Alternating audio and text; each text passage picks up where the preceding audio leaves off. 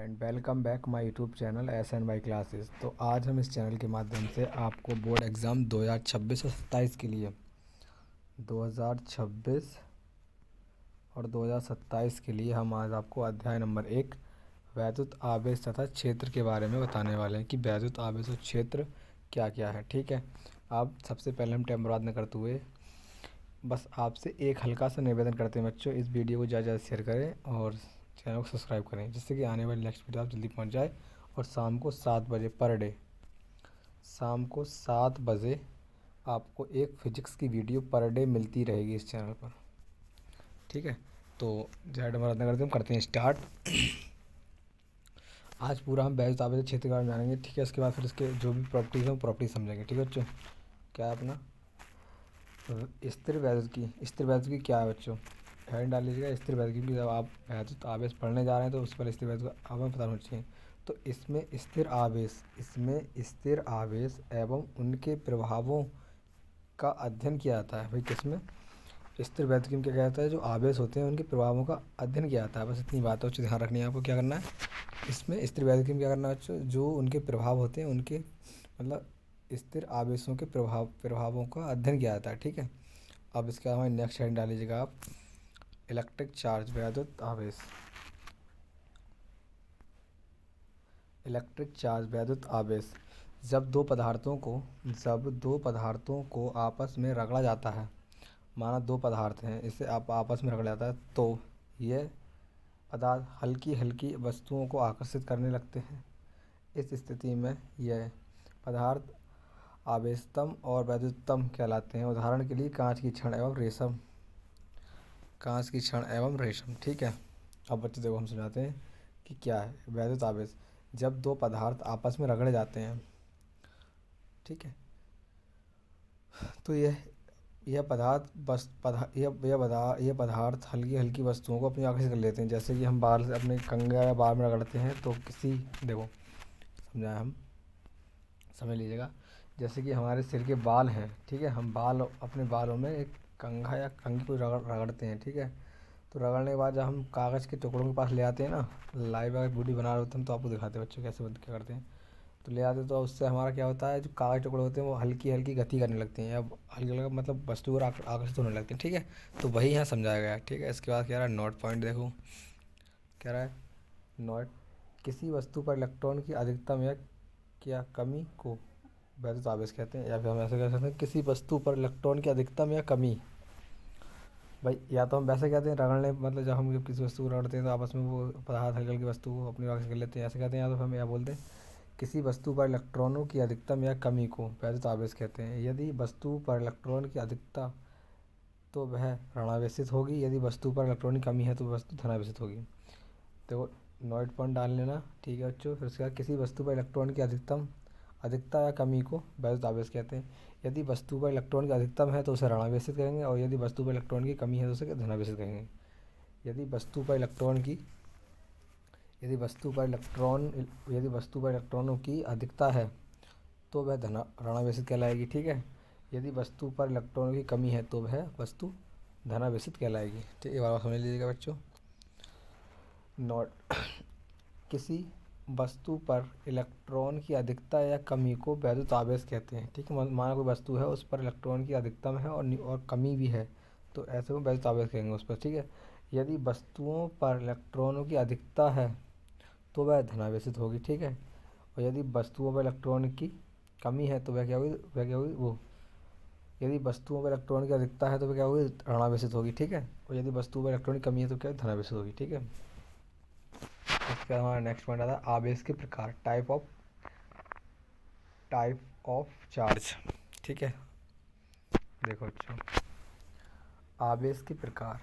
ठीक, क्या है आवेश के प्रकार, टाइप ऑफ चार्ज।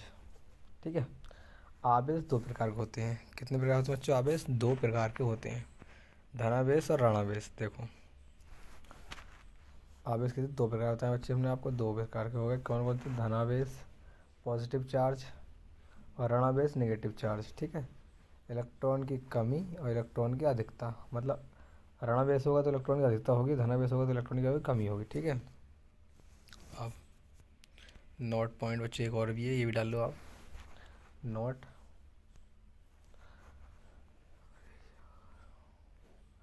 समान आवेश। धनावेश एवं धनावेश या ऋणावेश एवं ऋणावेश एक दूसरे को प्रतिकर्षित करते हैं।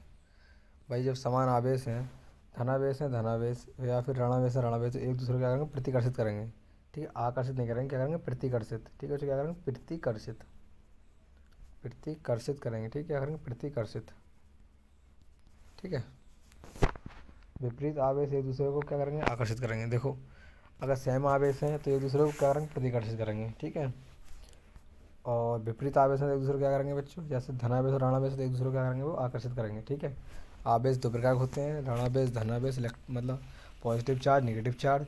यदि पॉजिटिव चार्ज है तो वो क्या करेंगे, एक दूसरे को प्रतिकर्षित करेंगे। यदि नेगेटिव और पॉजिटिव चार्ज है तो एक दूसरे को क्या करेंगे, आकर्षित करेंगे। ठीक है, बस यही बात इनमें यहाँ पे कही गई है।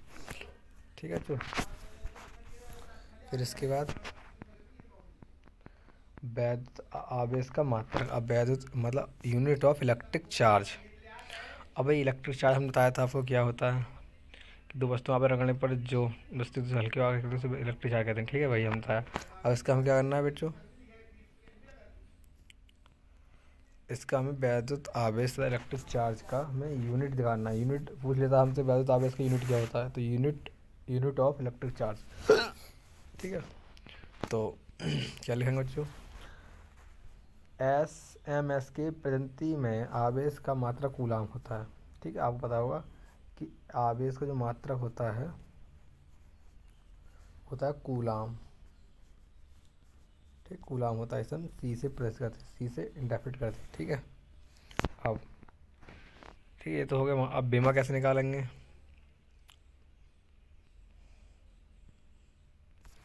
तो बीमा आवेश को हम क्या ए टी से प्रेस करते हैं, ए टी से बीमा में। ठीक है, अब इसके बाद हम तो बताते हैं फॉर्मूला। देखो आई बराबर क्यू अपन टी होता है। किसी चालक में प्रभावित आवेश क्यू तथा समय टी के अनुपात को हम धारा कहते हैं। और आवेश फिर कैसे, देखो ये धारा का फॉर्मूला हो गया, इसका क्यू बराबर आई टी होता है। धारा तथा समय के गुणनफल को हम आवेश कहते हैं, यही बोल सकते हैं। ठीक है, तो हमारा क्या पॉइंट होगा बच्चों, इसमें हो गया। ठीक है, ये अब इसके बाद क्यू एम्पियर सेकंड, तो एम्पियर सेकंड हम कूलाम लिख सकते हैं। ठीक है, हमारा क्या हो गया, कूलाम। क्यू बराबर एम्पियर सेकंड, तो क्या हो गया, कूलाम। ठीक है, अब आता है हमारा आवेश संरक्षण का नियम। क्या कहता है बच्चों, आवेश संरक्षण का नियम। ठीक है, हम ये पढ़ेंगे आवेश। अब हम देखो कितनी चीज़ पढ़नी है वो बताते हैं आपको। पहले हम क्या वैद्युत की पढ़ा, फिर वैद्युत क्षेत्र पढ़ा, फिर उसके बाद वैद्युत वैद्युत मतलब इलेक्ट्रिक चार्ज पढ़ा, इलेक्ट्रिक चार्ज के प्रकार पढ़े, इलेक्ट्रिक चार्ज कहाँ का धनावेश होते हैं, कहाँ ऋणावेश होते हैं, हमने ये पढ़े। ठीक है, अब बच्चों कहाँ का होते हैं धनावेश, देखो जब पॉजिटिव चार्ज मिलते हैं तो क्या होता है, धनावेश होता है। जब नेगेटिव और पॉजिटिव चार्ज मिलते हैं तो क्या होता है, वो जब नेगेटिव और पॉजिटिव चार्ज मिलते हैं तो प्रतिकर्षित होता है। जब पॉजिटिव चार्ज मिलते हैं तो क्या होता है, तो क्या होता है बच्चों, आकर्षित होता है। ठीक है, ये वाला बताया था। इसके इतना हो गया। फिर इसका आवेश का मात्रक, तो कूलाम आवेश का मात्रा होता है और एटी इसकी विभव होती है। ठीक है, अब आता है आवेश, वैद्युत आवेश संरक्षण का नियम क्या है,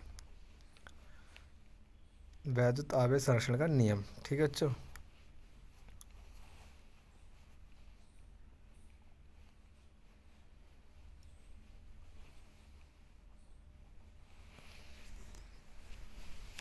वैद्युत आवेश संरक्षण का नियम। ठीक है, हम पढ़ते हैं, उसे बढ़ा दें थोड़ा आगे से। अब वैद्युत आवेश संरक्षण का नियम, इस नियम के अनुसार आवेश को ना तो उत्पन्न किया जा सकता है और ना ही नष्ट किया जा सकता है। एक प्रकार से आवेश को मतलब एक प्रकार के आवेश को दूसरे प्रकार के आवेश में केवल परिवर्तित किया जा सकता है। भाई इसका कहना वैद्युत आवेश संरक्षण का नियम हमसे पूछ लेता है कभी 2 नंबर में 1 नंबर में, तो वैद्युत आवेश संरक्षण का नियम कहता है। तो वैद्युत आवेश संरक्षण का नियम कहता है, ये बहुत इंपॉर्टेंट है बच्चों, वैद्युत आवेश संरक्षण, क्योंकि आपके बोर्ड एग्जाम में 1 या 2 नंबर पूछ लेता है इसे। ठीक है, तो क्या कहता है, इस नियम के अनुसार आवेश को ना तो नष्ट किया जा सकता है और ना ही आवेश को ना तो उत्पन्न किया जा सकता है और ना ही नष्ट किया जा सकता है।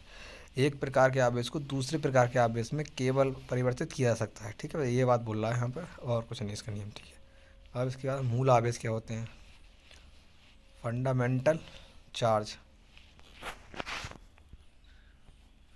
फंडामेंटल चार्जेस के बारे में पढ़ लेते हैं बच्चों हम।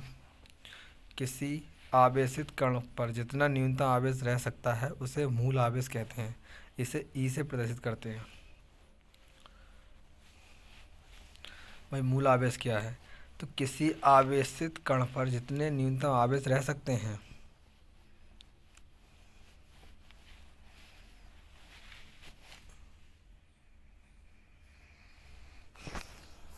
किसी आवेशित कण पर जितना न्यूनतम आवेश रह सकता है उसे मूल आवेश कहते हैं। इसे ई से प्रदर्शित करते हैं। ई का मान जो होता है प्लस माइनस के क्या होता है 1.6 इंटू 10⁻⁻19 कूलाम।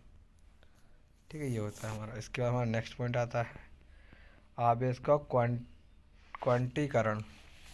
ठीक है, आवेश का क्वांटीकरण। फिर उसके बाद हम कल क्या बच्चों कल पढ़ेंगे कूलाम का नियम।